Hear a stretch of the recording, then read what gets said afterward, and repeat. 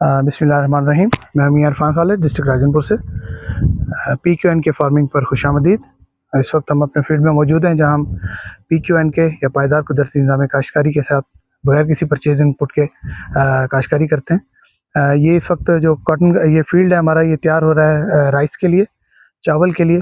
तो उसके लिए सबसे इम्पॉर्टेंट चीज़ जो होती है, वैसे भी हर क्रॉप के लिए जो होती है वो तो लैंड लेवलिंग लाजमी है, लेकिन ये है कि ये जो फॉर्म था ऑलरेडी लेवल थे, लेकिन तकरीबन 1-1.5 साल के बाद फिर आपको ज़रूरत पड़ जाती है, क्योंकि पानी की वजह से जो है ना कहीं ज़मीनें बैठ जाती हैं, कहीं मसले मसाइल होते हैं, जिसकी वजह से हमें फिर दोबारा से इसको लेज़र लेवल जो है ना फ्रेश करना पड़ता है।